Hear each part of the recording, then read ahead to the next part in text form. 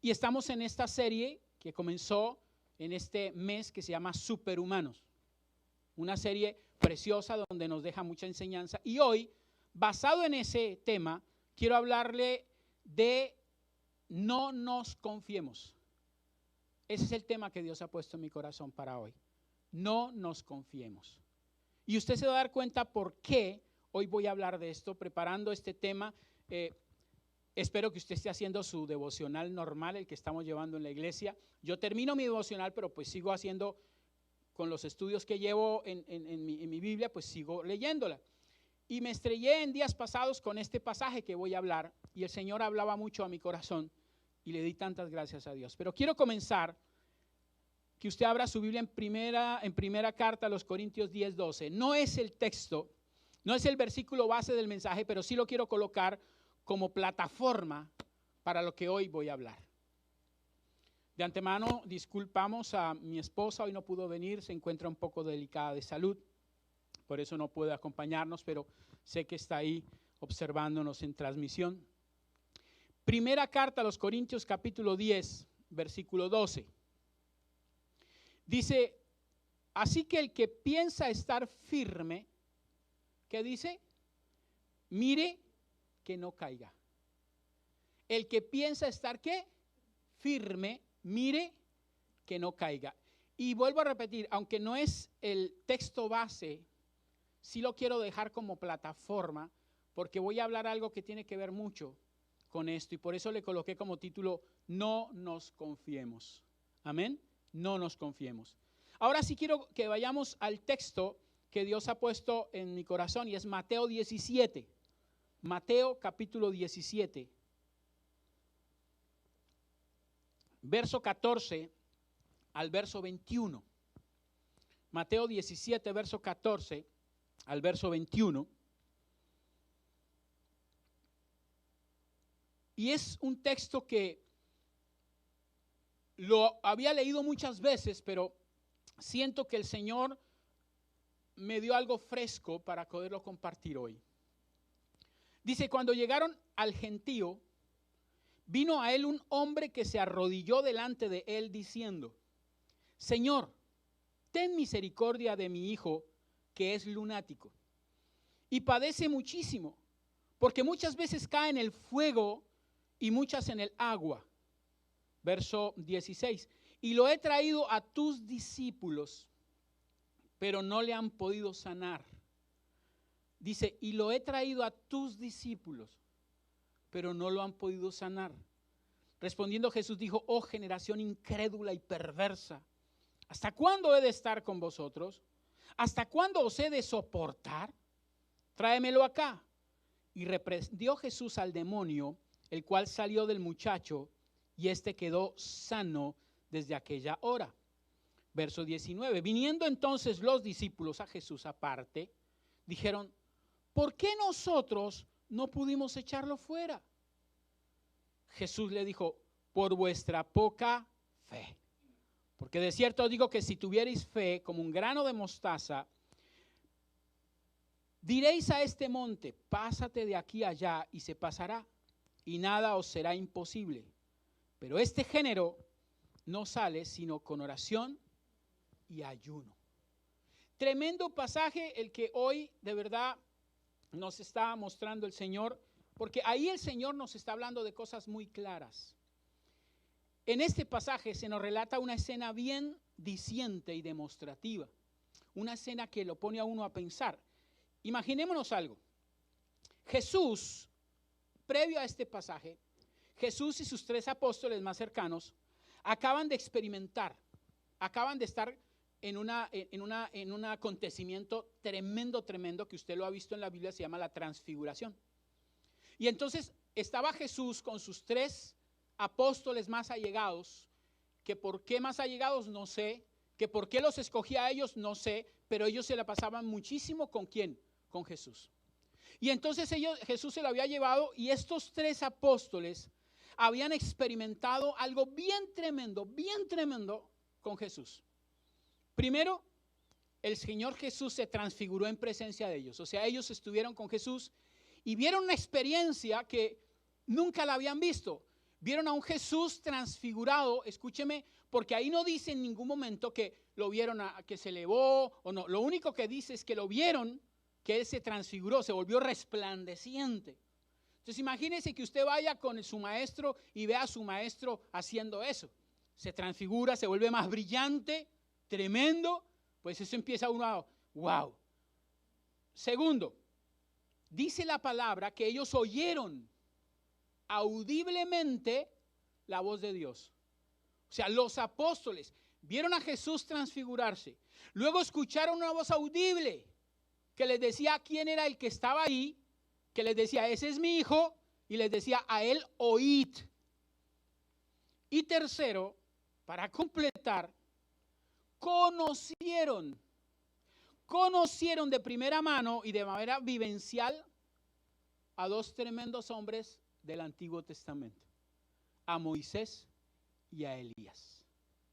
Imagínense, yo no sé si usted puede imaginarse la trascendencia de este acontecimiento, lo que ellos vivieron, ver a un Jesús transfigurarse, o sea, tomar de pronto, no otra forma, porque a veces la gente dice otra forma, no, pero sí verlo resplandecer como si fuera una lámpara. Después de verlo así, ver cómo los cubría una nube también, porque los cubrió una nube. Luego escuchar una voz que le decía, este es mi hijo amado, a él escuchad, a él oíd.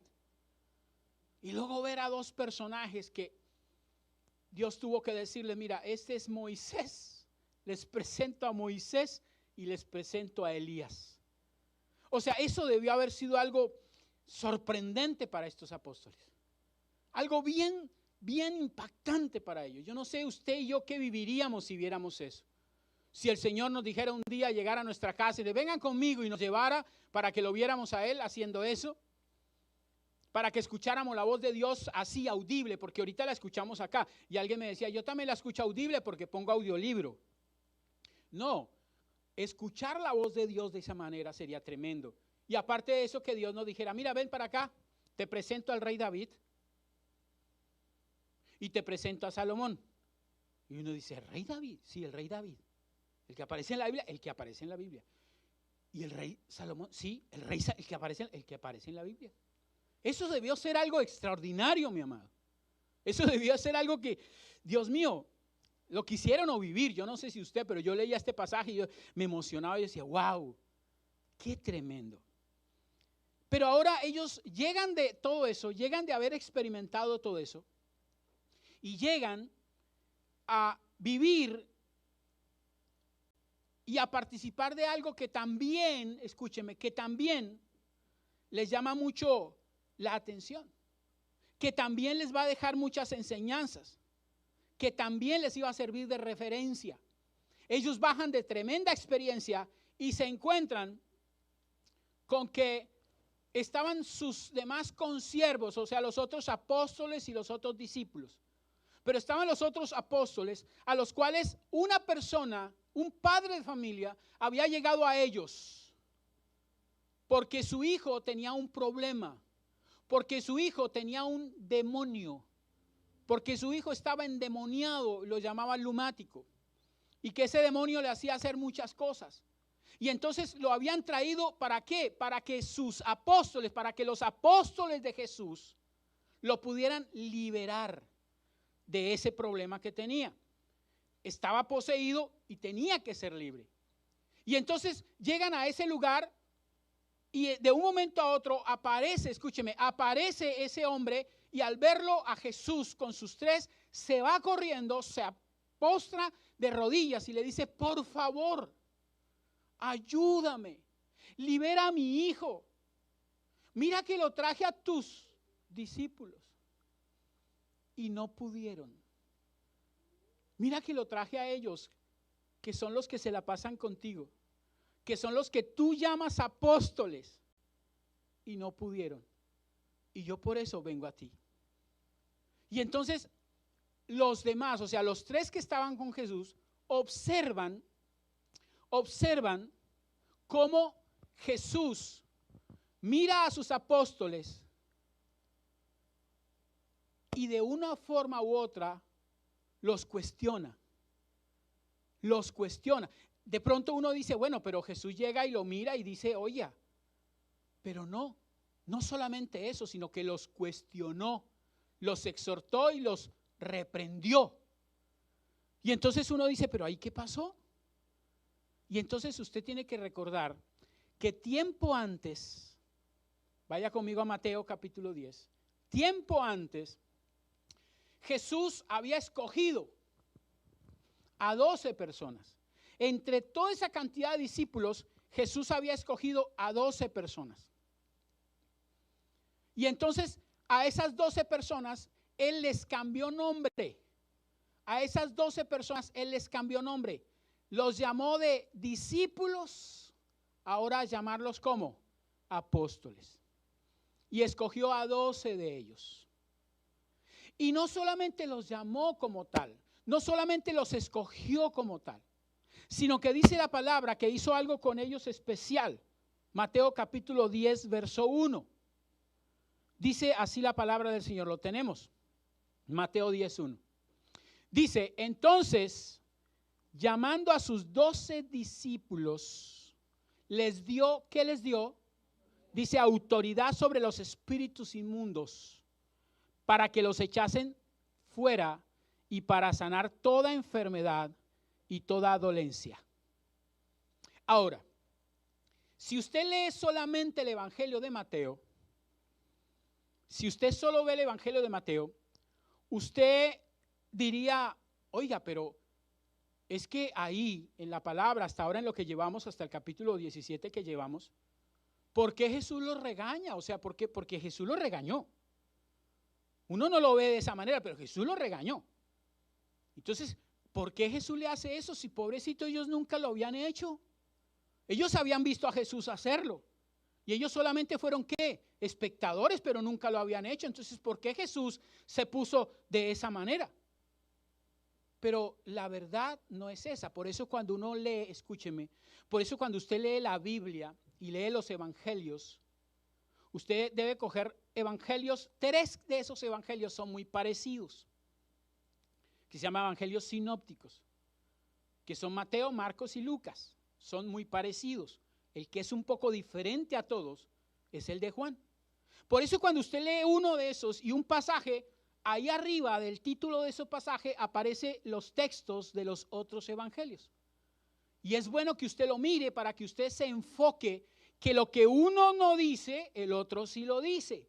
Que lo que uno no profundiza, el otro sí lo profundiza. Entonces cuando, vuelvo a repetir, cuando usted lee Mateo y llega hasta el capítulo 17 que estamos mirando, usted dice, pero ¿por qué lo reprende el Señor si ahí dice hasta ese momento que el único que había hecho milagros había sido Jesús? Pero cuando usted compara ese pasaje y pasajes anteriores con Marcos, usted va a Marcos capítulo 6. Usted va a Marcos capítulo 6 y en Marcos capítulo 6, verso 7, vamos a leer solamente 2 versos, el verso 7 y el verso 13. En el verso 7 de Marcos dice, después llamó a los 12 y comenzó a enviarlos de 2 en 2 y les dio autoridad sobre los espíritus inmundos. Y luego dice el verso 13, y echando fuera muchos demonios y ungiendo con aceite a muchos enfermos y los sanaba. ¿Quién hizo esto? Los apóstoles. Me hago entender, yo sé que con la autoridad de Jesús, pero ¿quién lo hizo? Los apóstoles. O sea, que ellos ya habían hecho eso antes. Ellos ya habían experimentado eso. Ellos ya habían echado fuera demonios antes. Entonces la pregunta en este momento es, ¿qué pasó con ese joven? Porque según el pasaje se afirma que ellos lo intentaron. Mateo 17, 16 dice, y lo he traído a tus discípulos, pero no le han podido sanar. Y entonces viene otra vez la pregunta, ¿por qué no pudieron hacerlo? Y es más, esta pregunta fue tan impactante que los mismos apóstoles se la hicieron a Jesús. Si usted mira el verso 19 en su parte B de Mateo 17, dice, ¿por qué nosotros no pudimos echarlo fuera? Y la respuesta de Jesús podía haber sido, pues mijo, no se preocupen, tranquilo, eso es algo normal, eso es algo que pasa. de pronto se lo trajeron a ustedes, pero no se preocupe, eso puede pasar. Pero la respuesta de Jesús no fue esa. Y eso estoy seguro que fue lo que impactó a los apóstoles, a ellos que estaban ahí y a los 3 que habían estado con Jesús. La respuesta que le dio Jesús fue una respuesta tajante. Y yo estoy seguro que nos debe poner a pensar a nosotros, a usted y a mí, de la misma manera en que puso a pensar a los apóstoles de aquella época. Estoy segurísimo de eso. Y miremos qué fue lo que Jesús le dijo. Jesús fue específico, dice el verso 20, cuando le dijeron los apóstoles, ¿y por qué nosotros no pudimos? Jesús fue radical. Jesús le dijo, por vuestra poca fe. Por vuestra poca fe. Y por último agrega, verso 21, pero este género no sale sino con oración y ayuno. Por cierto, el primer domingo de octubre están invitados al ayuno a las 7 de la mañana. Pero dice, este género no sale sino con oración y ayuno. Ahora, las 2 preguntas aquí serían, ¿por la poca fe de los apóstoles? Y la otra pregunta es, ¿de cuál género estaba hablando Jesús? ¿Será que había un género de demonio específico que no salía así tan fácil? Porque uno debe analizar lo que está diciendo ahí. ¿Será eso? ¿Será que había un género de demonio que se metió en el muchacho que no salía tan fácilmente? Y la respuesta es no, mis amados. Del género que está hablando aquí Jesús, al cual se refiere este pasaje, es de un género que se llama incredulidad. Incredulidad que en ese momento había tomado a los apóstoles y les había causado problemas en su ¿qué? En su fe. Y usted tiene que entender algo, este género origina, cuando aparece, origina duda. La incredulidad origina duda. La incredulidad origina desconfianza. La incredulidad origina inseguridad, incertidumbre, ansiedad, escepticismo, negación y aún hasta miedo. O sea, lo que había embargado a los apóstoles era ese sentimiento de incredulidad que origina todo lo que yo le estoy diciendo: duda, desconfianza, inseguridad, incertidumbre, ansiedad, escepticismo, negación y miedo. Y entonces este género aparece en los ministros o aparece en los hijos de Dios cuando su confianza en Dios ha disminuido. Y escúcheme lo que estoy diciendo para que no me malinterpreten. No estoy diciendo que han pecado. Estoy diciendo cuando su confianza en Dios ha disminuido. Y ahí no tiene que ver nada del pecado. Porque usted puede que no haya pecado, pero tal vez su confianza en Dios sí haya disminuido.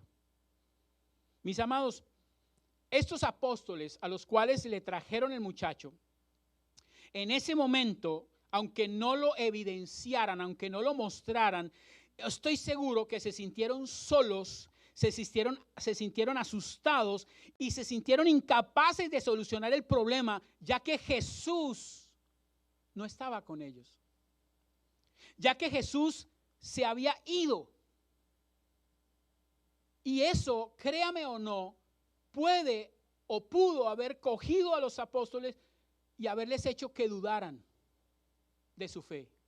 Que dijeran: Jesús no está acá, Jesús no está conmigo. Aunque ellos lo habían hecho tiempo anterior, en este momento podía haber pasado eso. ¿Por qué? Porque quiero que usted entienda algo. La incredulidad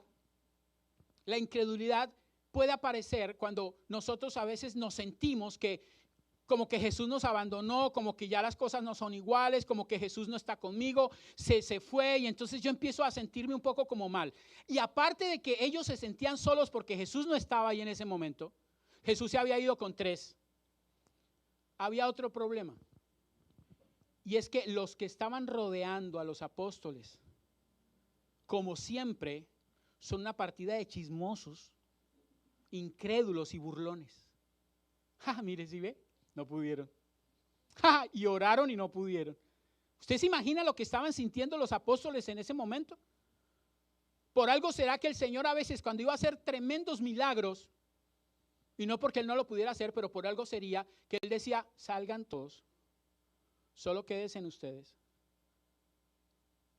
Porque el Señor sabía que a veces la incredulidad pesa mucho. Cuando usted va a hacer algo y hay gente que está a su lado y en vez de motivarlo a usted y en vez de animarlo a usted y en vez de decirle a usted, le dices todo lo contrario, ¿cómo se siente usted? ¿Cómo se siente? Se siente que a veces no podemos hacerlo. Y entonces ellos, aparte de que se sintieron solos, usted se imagina que tal vez vinieron, póngale esto, viene este señor y les dice, por favor, mire, mi hijo es un lunático, está endemoniado, etcétera. Y de pronto uno de ellos empezó a decir, listo, no hay problema. De pronto alguno todo como súper, y le dice, no hay problema, vamos a orar. Padre, en el nombre de Jesús, fuera. Y no se fue. Y entonces, ¿qué empezaría a pensar él? Porque eso le pasa a usted y me pasa a mí. A veces cuando oramos por alguien. ¿Cómo es su fe cuando ora por alguien? Y más si esa persona está pero reenfermísima y con unos dolores bárbaros. Y usted llega a orar por esa persona y a lo mejor en su mente dice, bueno, yo voy a orar, pero ¿qué tal que no? ¿Qué tal que no? Hago el oso. Aparte de que va gente y le dice que no pudo. ¿Qué pasó? Mire, sigue con el dolor. Mire, sigue con esto. Porque esa es la mente de nosotros. A veces queremos todo así. Y aunque sí es cierto que se puede dar, hay momentos en donde no. Entonces llega el apóstol y ora por él, no sucede nada y los demás empiezan, ¿qué pasó? No pudieron. ¿Qué pasó? ¿Les quedó grande? ¿No dices que son los apóstoles? ¿No dices que son los hijos de Dios? ¿No dices que son los que oran? ¿No dices que son los que ayunan? ¿No dices que son los que se van con la Biblia allá en la iglesia? ¿No son dices que los que echan fuera demonios? Y empezaron a burlarse de ellos y eso toca la vida de cualquiera. Eso toca la vida de cualquiera, hermano. Y esos chismosos, ¿por qué lo digo? Son los que a Jesús se refiere a ellos. Cuando Jesús llega, Él se refiere, ¿sabes cómo los llama a esos chismosos Jesús? Los llama generación incrédula y perversa. Porque cuando Jesús le dice, oh generación incrédula y perversa, se estaba refiriendo era a ellos, a esos. Y dice, ¿hasta cuándo he de estar con vosotros? ¿Hasta cuándo os he de soportar? ¿Hasta cuándo he de soportar su chismerío? ¿Hasta cuándo he de soportar su falta de fe? ¿Hasta cuándo he de soportarlo si ustedes son una partida de incrédulos y perversos? El mismo Jesús los exhorta. A veces uno con gente que está a su lado le provocaría decirle lo mismo. Y por eso uno mejor dice lo que no sirve, que no estorbe. Pero eso hace mella en su vida y en la mía. ¿A cuánto nos ha sucedido? Inclusive yo me acuerdo en el colegio cuando iba a hacer uno algo y de pronto los que están al lado, no lo puede, y uno empieza hasta a dudar. Yo me acuerdo que me gustaba el baloncesto y entonces estaba uno a punto de lanzar ahí en los 3 puntos o los 2 puntos y estaban los del otro lado, no pudo, y uno empezaba así. Tenía que tener una concentración tremenda para uno, con qué tranquilidad poder hacerlo sin que escuche la voz del que está a su lado, pero eso es bien fuerte. Porque lamentablemente la voz de los que están a nuestro lado, por eso dice la Biblia, y el Señor es tan sabio que dice que los que rodean al rey o lo levantan o lo acaban.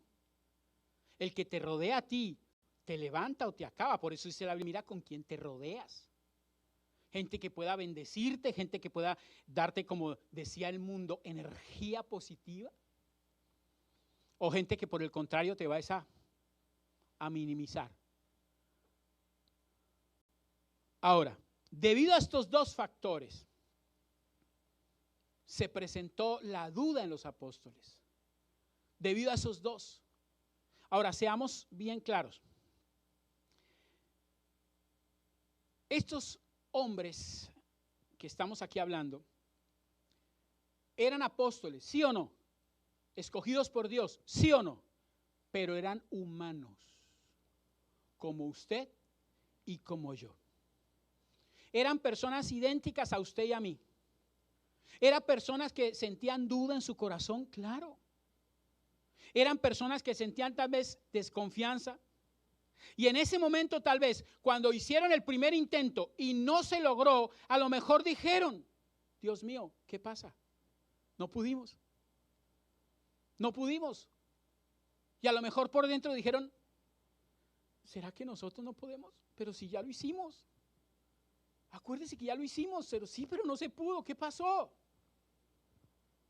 Y a veces todas esas situaciones le hace perder a uno el enfoque y le hace perder a uno quién es y a quién represento. Usted tiene que entender es quién es usted en Cristo. Usted es un hijo de Dios. Usted es llamado para hacer cosas grandes. Usted es escogido directamente por Dios, no que usted escogió a Dios, sino que Dios lo escogió a usted. Pero usted tiene que entender que usted sirve a un Dios poderoso, a un Dios majestuoso, a un Dios que entregó a su Hijo para que usted tuviera vida, a un Dios que le ha bendecido, prosperado, que lo ha llevado de gloria en gloria y de triunfo en Cristo Jesús, a un Dios que nunca lo ha dejado y no la ha dejado sola, a un Dios que hoy le está permitiendo a usted disfrutar de cosas que no disfrutaba antes y que le ha logrado a usted tener una tranquilidad que no tenía antes. Ese es el Dios al cual usted sirve. Y usted tiene que entender quién es usted en ese Dios. Usted es un hijo amado de Dios, al cual Dios dice que usted es la niña de sus ojos. Entonces, tenemos que entender algo. Estos hombres, ven ese problema, ven que oraron, ven que no sucedió nada. Y aparte de eso, recuerdan, porque vuelvo a repetir, son humanos. Y dicen, pero ¿por qué Jesús? Porque son humanos. ¿Por qué Jesús siempre escoge a 3?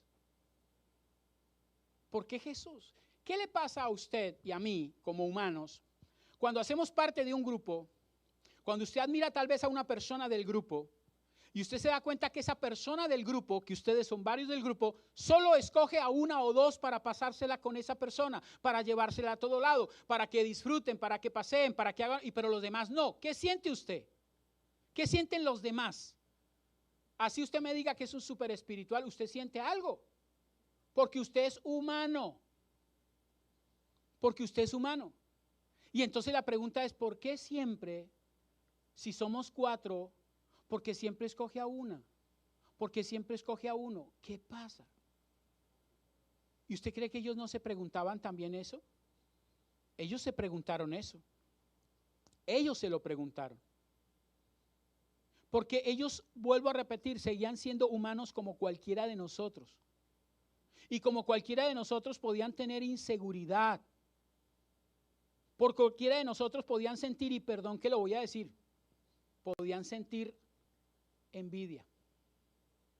Los apóstoles podían ponerse de mal genio. Claro que sí. Claro que sí. ¿Usted se acuerda ese pasaje en donde llega la mamá de 2 apóstoles, de los hijos Zebedeo? Llegan de Jesús, estaban todos los demás ahí. Y le dice, maestro, y le dice Jesús, ¿qué quieres? Maestro, yo vengo a pedirle un favor. Vengo a pedirle un favor muy especial. Sí, cuénteme, dígame, señora, ¿qué quiere? Buena mamá, la señora. Es que yo quiero que cuando usted venga en su reino, cuando usted esté en su reino, yo quiero que mis hijos, uno esté a la derecha y el otro esté a la izquierda de usted. Y el Señor le respondió, no le dijo, sí, tranquila, no se preocupe, tranquilo que lo voy a hacer. No, el Señor le dijo, eso no me compete a mí hacerlo. Eso solamente se lo dejo a mi Padre, Él lo escoge. ¿Y qué dijeron los apóstoles? Se pusieron bejucos, se pusieron bravos. ¿Cómo así? Dice que se pusieron bravos con estos 2. ¿Cómo así que usted viene a decirle que una derecha y otra izquierda? Y a lo mejor los dicen, pues si no fui yo, fue mi mamá. No importa, pero se pusieron bravos. ¿Por qué se pusieron bravos? ¿Por qué? Porque eran humanos. ¿Porque eran qué? Humanos. Y como humanos, estas personas podían decir perfectamente, ¿por qué el Señor Jesús escoge siempre a 3? Y eso los pudo haber afectado. Entonces, cuando llega esta persona con su hijo para que lo ayuden, ese problema que tenían tal vez en la mente afectó para que su falta de fe se mostrara. Para que su confianza en Dios bajara. Para que no sintieran lo mismo. Y usted sabe que algo muy claro es que cuando se baja la confianza en Dios. Primero cuando dejamos de oírlo. Segundo, cuando dejamos de hablarle. Y tercero, cuando dejamos de rodearnos de la gente que nos habla de Él. Ahí se baja muchísimo nuestra confianza en Dios. Cuando usted deja de oírlo, empieza un escalón. Si aparte de dejarlo de oír, ahora usted no habla con Él, baja otro escalón. Y si usted aparte de oírlo y aparte de no hablar con Él, ahora tampoco empieza a pasársela con la gente o con las enseñanzas que le puedan dar, o sea, congregarse, pues baja otro escalón. Y es fácil bajar, pero lo difícil es subir. Esto es inversamente proporcional a cuando usted está adelgazando. Es inversamente proporcional. Es fácil subir, pero después de que usted ha subido de peso, es duro bajarlo. ¿O no? Claro que sí. En esto es igual, pero a la inversa. O sea, usted baja un nivel, baja otro nivel y baja otro nivel. Acuérdense, no sé cuántos de ustedes estuvieron en la predicación que yo di hace un tiempo aquí en los Estados Unidos. El reversionismo se llamó. Y tengo que volverla a dar. En donde se va bajando peldaños, peldaños, peldaños.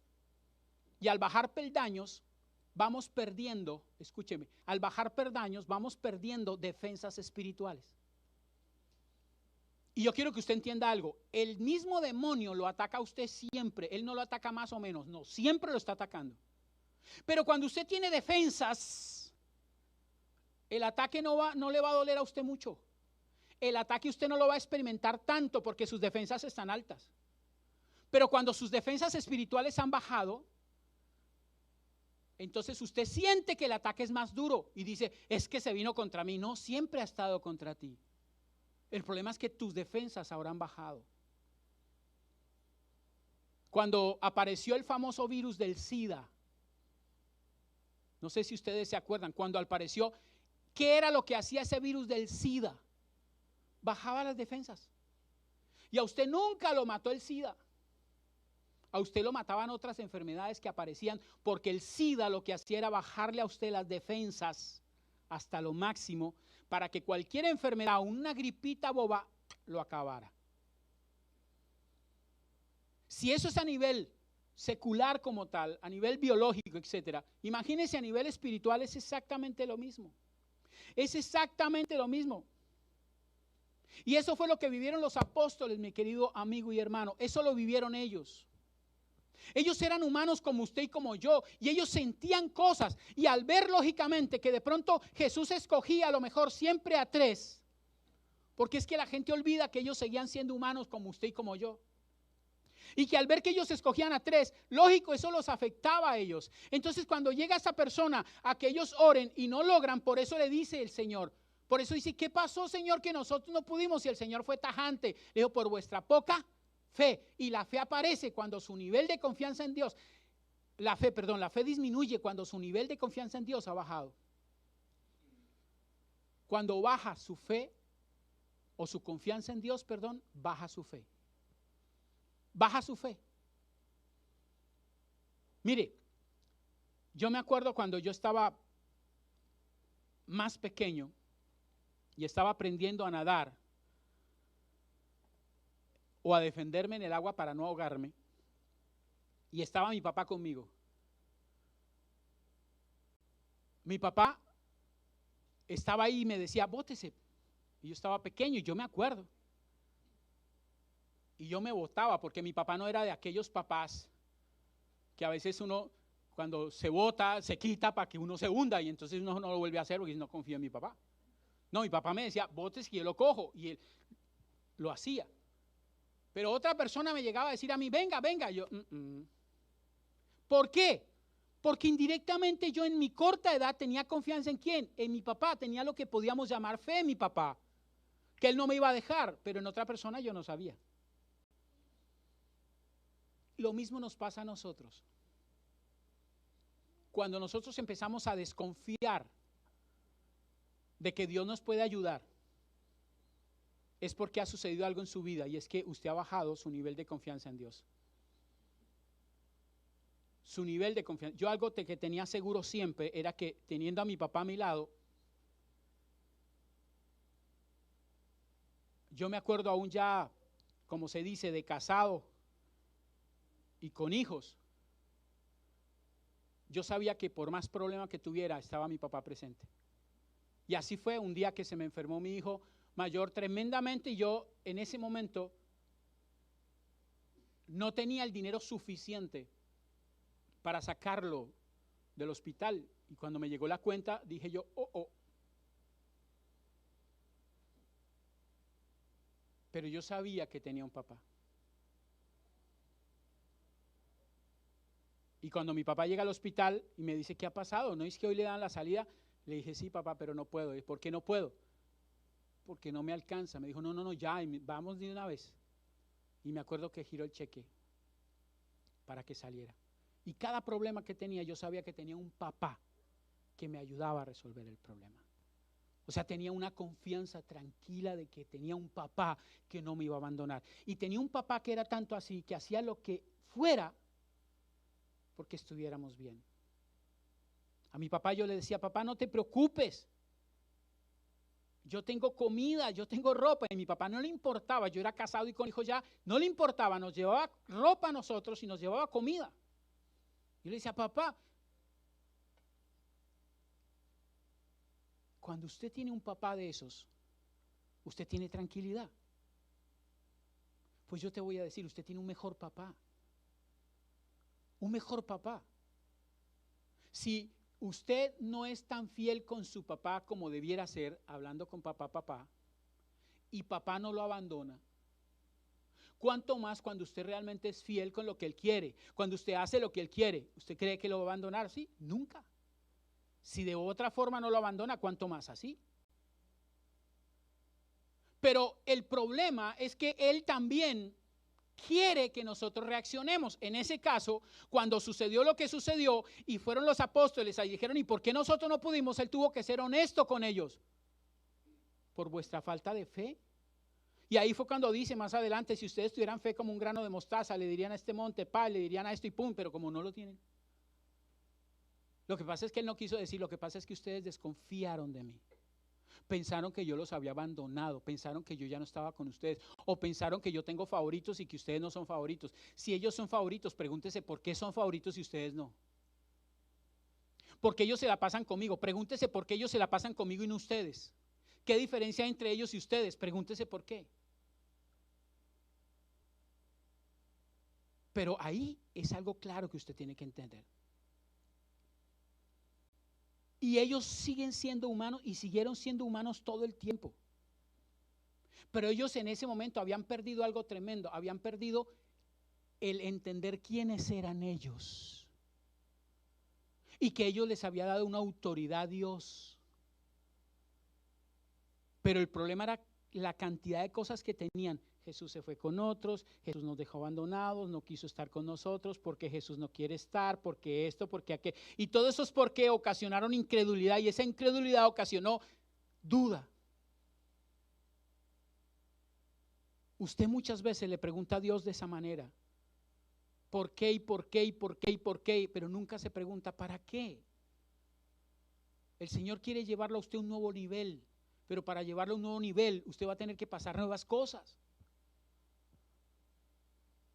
En la vida cristiana usted y yo sabemos, y en todo lugar usted sabe que todo es un proceso.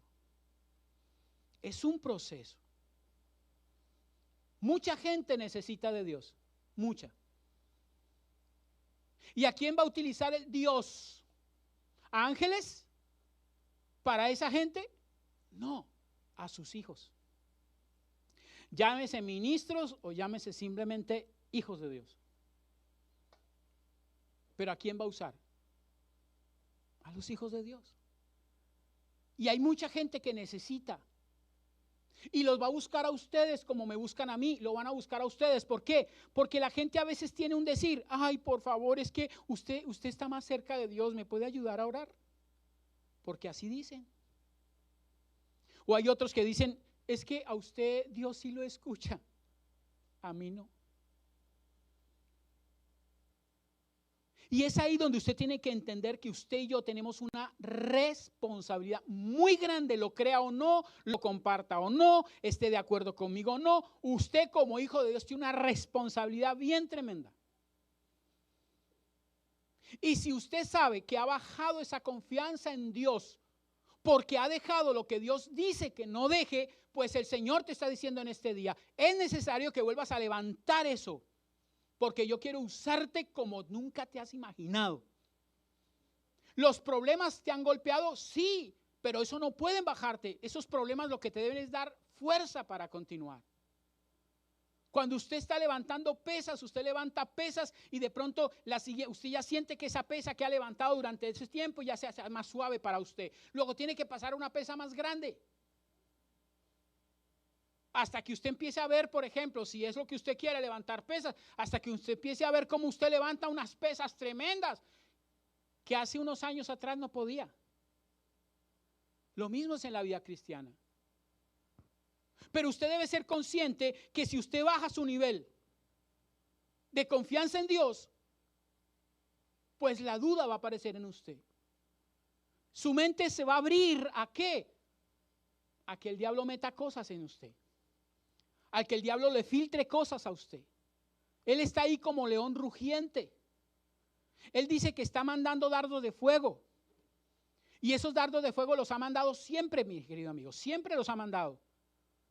Pero cuando usted está fortalecido, cuando usted está lleno de lo que Dios dice, pues esos dardos de fuego golpean a usted, pero usted no lo siente tan duro. Pero cuando su confianza ha bajado, usted siente esos dardos durísimos. Y usted es el único que sabe si su nivel de confianza ha bajado. La Biblia dice que Dios lo llama a usted embajador. Dice primera carta a los Corintios 5:20. Dice primera carta a los Corintios 5:20, así que somos embajadores. Y dice en nombre de Cristo. O sea, ¿quién representa a usted?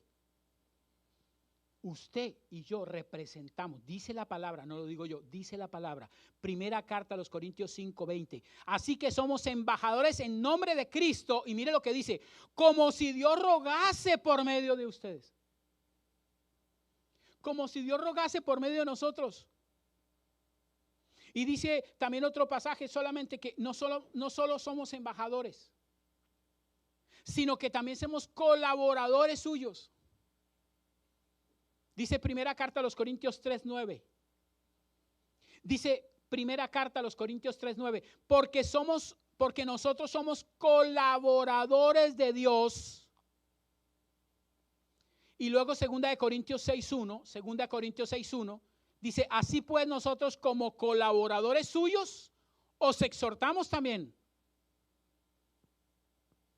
O sea, usted y yo somos embajadores. Lo que yo siempre digo, por eso lo afirmo desde el día que llegué a los caminos del Señor. Usted y yo somos la imagen visible del Dios invisible en esta tierra y es una realidad. El problema es que como usted es la imagen visible del Dios invisible, la gente lo va a buscar a usted, lo crea o no.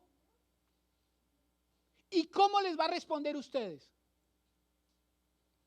Les va a decir en algún momento que usted necesite, le va a decir, espérese un momentico cuando alguien necesite una oración de usted tremenda, cuando alguien necesite de usted, espérese un momentico, llamamos al pastor. No. La función mía o la función de nosotros es orientarlos.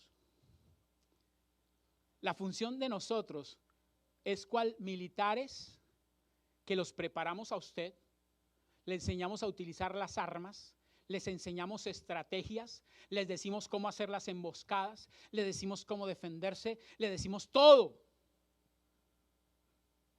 Pero de pronto no vamos a estar allá cuando el enemigo llegue sobre ustedes. Ustedes tienen que poner en funcionamiento todo lo que han aprendido y no pueden esperar. Espere, llamo al general o al comandante para que me... No. Y la única manera de que ustedes no se dejen que el medio les quite la bendición, que el medio no les arrebate lo que Dios tiene para usted, es tener ese nivel de confianza en Dios alto. Y para tener el nivel de confianza en Dios alto, usted tiene que, créame o no, oírlo muy frecuentemente, hablarlo con Él muy frecuentemente y estar en el ambiente que Él proporciona muy frecuentemente. Hay gente que lo llama a uno como pastor y no lo entiende. Pero como pastor uno también analiza. Somos pastores, pero no somos bobitos. Uno también analiza. Yo puedo estar orando por una persona de día y de noche, pero si la persona no toma la decisión de algo, ¿yo qué puedo hacer? Dios no va a obligar, dice la palabra. Dice, yo estoy a la puerta y ¿qué hago? Llamo. Si usted decide abrir, yo entro. Si usted no decide abrir, yo no voy a entrar. ¿Qué saco yo cada vez que usted busca que yo lo ayude y que le bote un salvavidas si yo le boto una cantidad de salvavidas y usted nunca los agarra? ¿Qué saco yo? Dice el Señor. Nada. Estos apóstoles habían sido, escúcheme, habían sido encargados y autorizados por Dios y Dios les había delegado una autoridad. Ellos ya la habían ejercido. Pero en ese momento habían cosas que estaban en su mente. Y yo estoy seguro que todo eso estaba en su mente. ¿Por qué yo no fui escogido? ¿Por qué yo no estuve con el Jesús? ¿Por qué Jesús no está conmigo? ¿Por qué no me lleva a sus actividades? ¿Por qué? Y esto me golpea el corazón de ellos. Golpea el corazón de los apóstoles. Y por eso cuando llegó el momento, se reflejó lo que había en ellos. Se reflejó lo que había en ellos. Usted debe saber, mi amado, lo crea o no, lo comparta o no, o como alguien de pronto dice, pastor, ustedes siempre dicen lo mismo, ¿qué más podemos decir? Usted sí sabía que los eruditos bíblicos dicen que el peor predicador que existió se llamó Jesús de Nazaret. Y lo llamó el peor predicador, ¿sabes por qué? Porque siempre predicaba lo mismo. Aunque sea nosotros un día predicamos una cosa, el otro día otra, y el otro día otra, y otro día otra, y le ponemos nombres a los meses. Y Jesús predicaba lo mismo. Todo el tiempo del ministerio de Jesús fue eso. Entonces yo debo decirle a usted la verdad de eso. Porque el único que sabe en qué posición está usted con el Señor, ¿quién es? Usted y Dios. Yo puedo sospechar. Yo puedo sospechar cómo anda mi esposa puede sospechar cómo ando yo por acciones o actitudes. Yo puedo sospechar de alguien que se la pasa conmigo por sus acciones y por sus actitudes, pero yo realmente no sé cómo está. No sé cómo está su confianza, porque el único que la sabe es Dios y usted. ¿Cómo está usted, por ejemplo, escudriñando la palabra? ¿La está leyendo? Sí, la estoy leyendo. Ahí está mal, porque no se debe leer, se debe escudriñar. Se debe escudriñar, no leer. Por eso es que la misma palabra, el Señor Jesús le llega a decir a uno después de un tiempo, le dice esto así bien claro, los rudimentos. Una vez yo me acuerdo hace tiempos, fui a orar por alguien. Y cuando llegué a orar por esa persona, esa persona lo primero que me dijo, pero ¿y el aceite? Y le dije, ¿perdón? Sí, el aceite, o sea, ¿va a orar sin el aceite? Y luego, ¿qué tiene? Pero es que la Biblia dice, tocó llevar al pasaje donde dice los rudimentos de la fe, y en los rudimentos de la fe está el aceite. O sea, hay cosas que usted tiene que entender, que no es que se hayan quitado, sino que ya usted avanza. Si usted depende para orar de un aceite, es como el tiempo que duró y que dura mucho. Si usted depende para orar de tener una corbata, estamos en pecado todos aquí entonces. Y ese es el problema. Cuando usted está consciente de que ha buscado y ha escuchado a Dios y ha escudriñado su preciosa palabra, la preciosa palabra dice que la fe viene por el oír. Pero no el oír cualquier libro. Los libros lo pueden bendecir a usted y lo pueden orientar, pero es la Biblia la que lo va a levantar, es la Biblia la que le va a dar fe, es la Biblia la que va a dar la solución y es la Biblia la que lo va a llenar a usted, lo crea o no. Dice la palabra que es letra viva. Cuando usted la lee, entra en usted. Voy a utilizar una expresión fea, pero cuando usted la lee es como si se entrara una posesión en usted. ¿Sí me hago entender? Por eso dice, la fe viene por el oír, la fe, la verdadera fe. Por eso cuando usted se da cuenta, todos los que predicamos desde este púlpito predicamos la palabra, no predicamos motivación. Que la fe y que la palabra motiva, sí, pero no predicamos motivación. Hay muchos motivadores. Y aún con muchos motivadores, mucha gente se ha matado.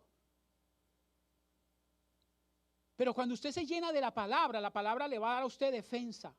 La palabra es esa criptomicina que usted necesita.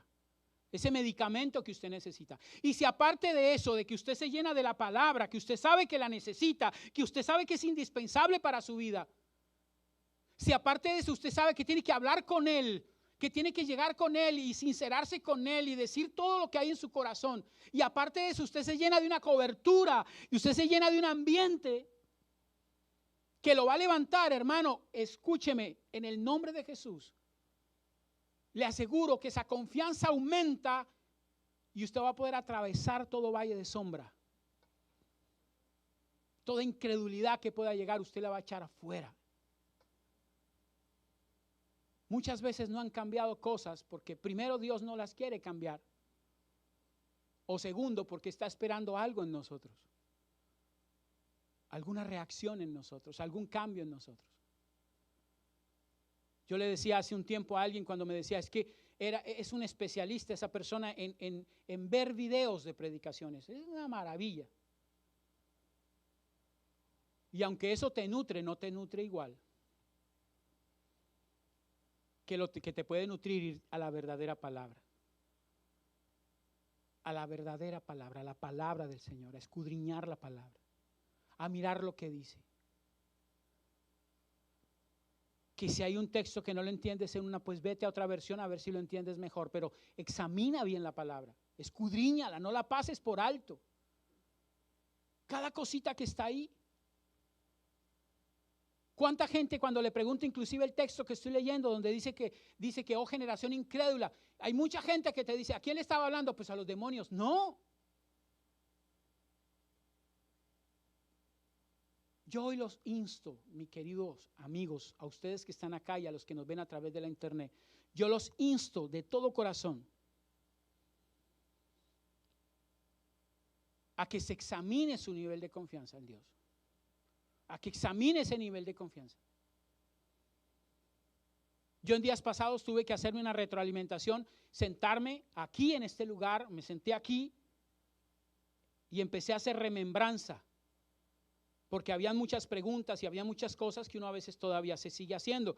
Hacer remembranza, decirle desde el momento en que dejamos Colombia, qué pasó en Colombia, luego cuando pasamos aquí y cómo ha sido todo desde que llegamos aquí. Me puse a hacer remembranza y Dios sabe que no me deja mentir y con la mano sobre la Biblia se lo digo. Aquí me postré a llorar, a decirle, Señor, perdóname por mi ingratitud, perdóname por mi desconfianza.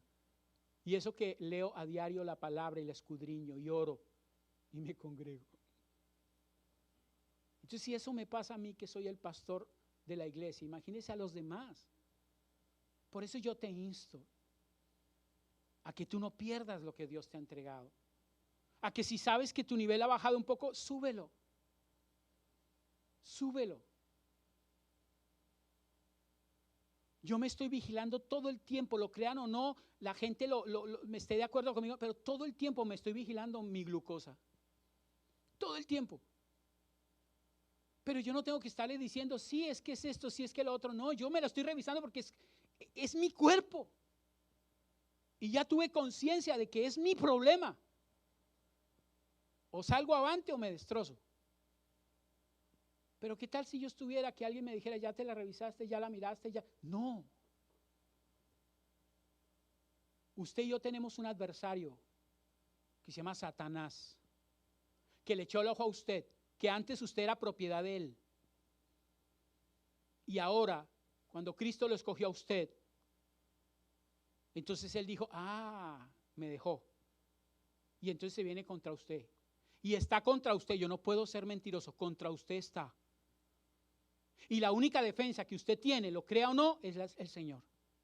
Entre más el Señor esté en usted, entre más usted conozca un poco más, en que usted más se llene del Señor, usted va a tener defensas. El pastor Jaime dice, ha predicado aquí varias veces, que solamente nos sabemos 3 o 4 versículos. Y con esos 3 o 4 versículos queremos reprender al diablo. El diablo se burla de nosotros. ¿No te sabes más? Y yo no estoy diciendo que le diga usted al diablo, Satanás, 1 de Pedro 2 dice. porque la Biblia no fue escrita así. Nada de lo que usted ve en la Biblia, la Biblia fue escrita como un libro así, sin divisiones, sin capítulos, sin versículos, sin nombres, sin nada.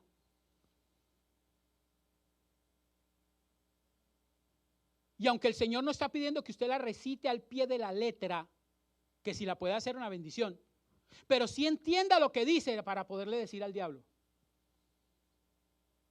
está equivocado, Satanás.